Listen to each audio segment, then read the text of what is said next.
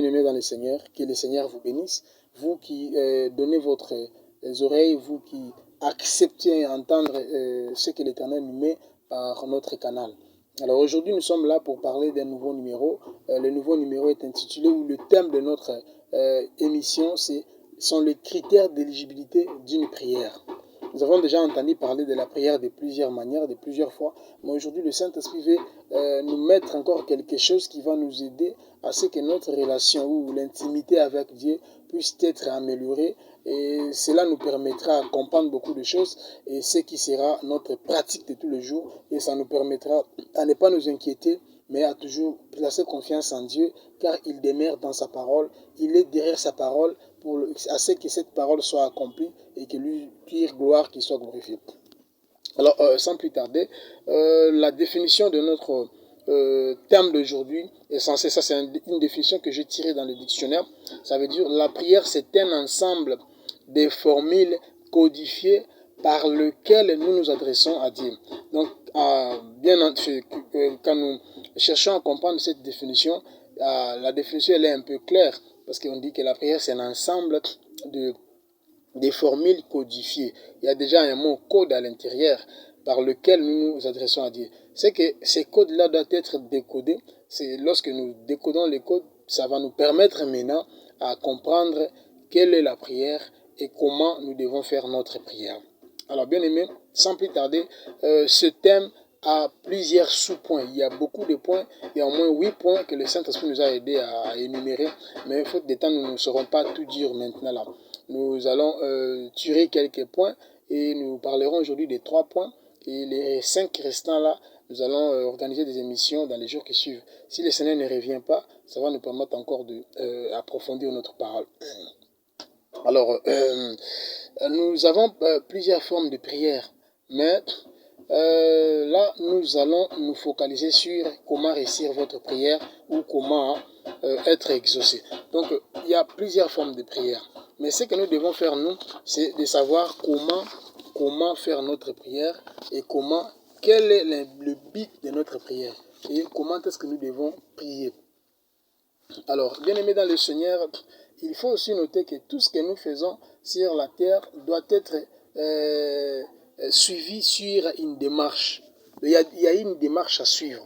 Alors, c'est pour cela que notre thème aussi a une démarche à suivre. Les points que nous allons développer maintenant.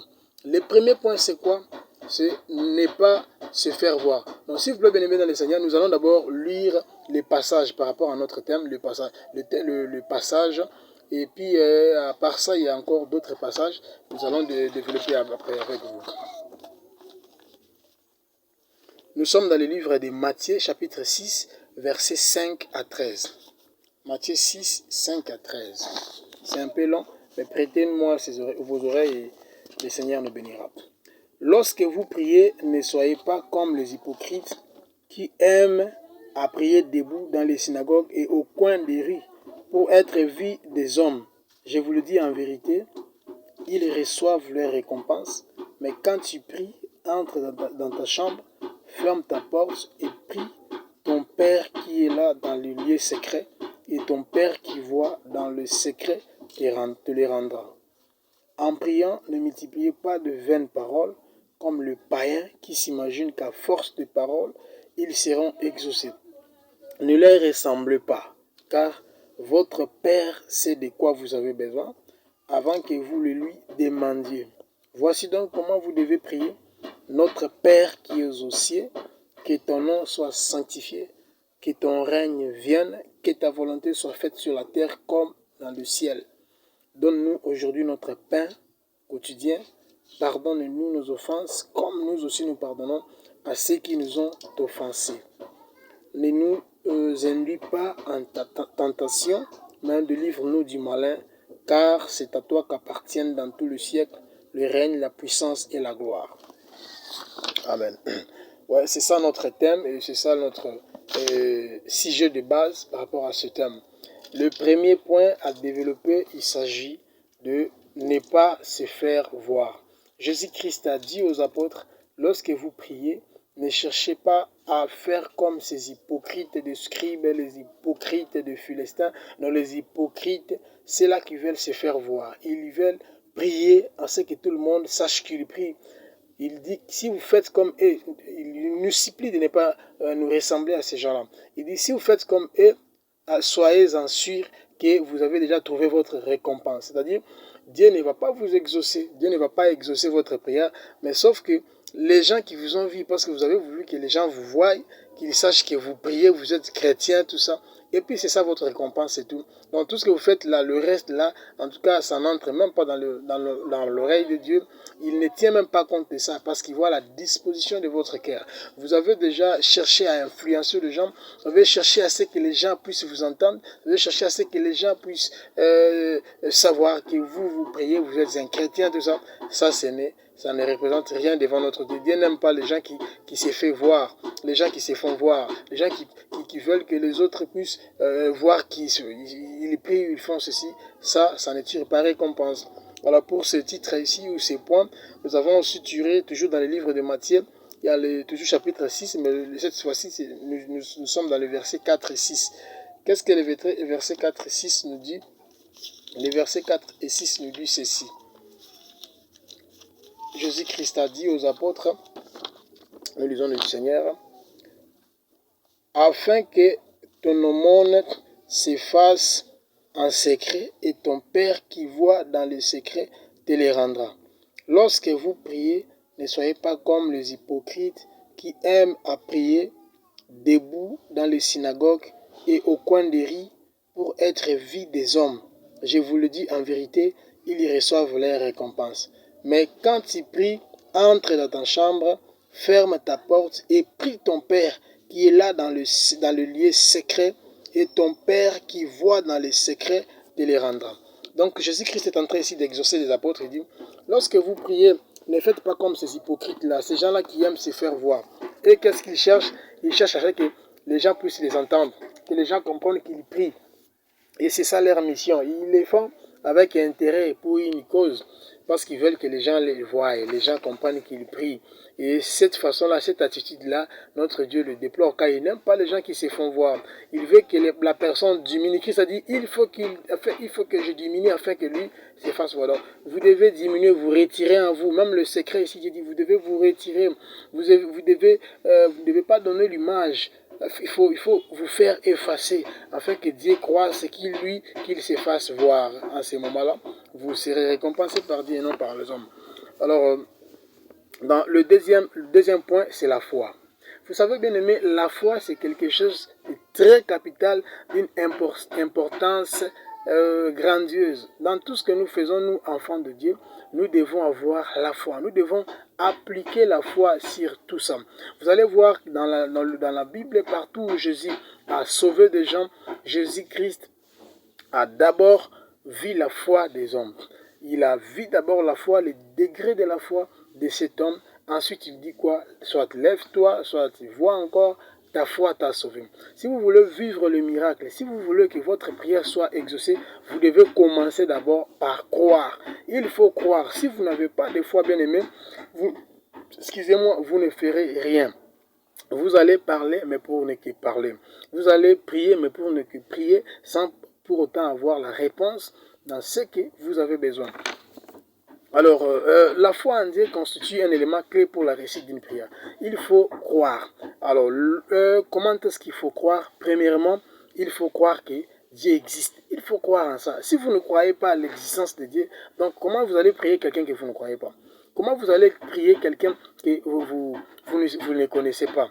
Il faut d'abord croire en Dieu, savoir que c'est lui qui est la source de toutes choses, croire en lui, savoir que c'est lui qui détient toutes choses, c'est lui qui paie tout. Il a la possibilité, le pouvoir de tout faire. Vous allez croire en lui et par la suite, vous allez voir maintenant les œuvres qu'il a fait. Il a agi avec les enfants d'Israël. Il les a délivrés devant les Philistins. Il les a délivrés devant la mer Rouge, il les a délivrés devant le mur de Jéricho. C'est Dieu-là, vous devez croire en lui, croire à sa puissance, parce qu'il est un Dieu qui incarne la puissance, il incarne la genèse de toutes choses. C'est lui qui a tout créé, c'est lui qui a créé l'or et l'argent que nous voyons aujourd'hui. Il a créé toute la richesse, il a créé les cieux et la terre, il a créé les anges, il a créé les esprits, il a créé les humains, il a créé les plantes, les arbres, tout ce qui existe, c'est Dieu qui les a créés. Donc vous devez croire à l'existence de Dieu. quand vous croyez à l'existence de Dieu, donc ici c'est différent d'un athée. Si vous croyez, c'est que vous êtes quel croyant. Mais si vous ne croyez pas, c'est que vous êtes un athée. Quand vous ne croyez pas à l'existence de Dieu, ne priez pas, bien aimé, parce que vous allez prier qui, et tout ce que vous faites là n'aura pas de récompense. La Bible dit, sans la foi, personne ne peut être agréable à Dieu. Si tu veux être agréable à Dieu, en Dieu, tu dois d'abord commencer par croire. Quand tu appliques ta foi, Dieu fera maintenant la suite et tu verras que les choses vont se passer sans problème. Deuxièmement, il faut croire à la mort et la résurrection de Jésus-Christ. Il faut croire à la mort et à la résurrection de Jésus. Si vous ne croyez pas que Jésus-Christ est venu, il a pris notre place, il est mort sur la croix pour nous, il a sacrifié sa vie pour que nous ne soyons pas perdus, mais pour que nous puissions retrouver la vie éternelle. Si vous ne croyez pas en cela, bien aimé, ne priez pas. Vous croyez en Dieu, mais vous ne croyez pas à son Fils Jésus. Donc vous êtes à côté de la plaque. Là, ne vous dérangez pas, bien aimé. Votre place est connue et vous irez droit à l'enfer. Donc vous devez croire d'abord à l'existence de Dieu. Deuxièmement, croire à ce que Jésus-Christ est lui notre Seigneur et Sauveur. Il nous a restaurés, il nous a délivrés, il nous a apporté le salut. C'est grâce à lui que nous pouvons être acceptés, que notre prière sera acceptée devant Dieu parce que Jésus-Christ a pris notre place. Troisièmement, il faut avoir la tempérance, bien aimé. Quand vous priez, quand vous êtes quelqu'un de foi, quelqu'un qui ne se fait pas voir, qui s'efface, il faut aussi avoir la tempérance, un esprit c'est l'absence de la sorte. Donc vous devez être quelqu'un qui a un cœur calme, qui ne s'agite pas devant le vague, devant des obstacles, devant des problèmes, devant des contradictions, des oppressions. Tout cela, bien aimé, vous n'allez pas vous déranger, vous n'allez pas vous inquiéter, même s'il y a la maladie, même s'il y a ceci, cela, mais quant à vous, cela ne vous affectera pas parce que vous savez en qui vous avez placé votre foi et que celui-là ne déçoit jamais.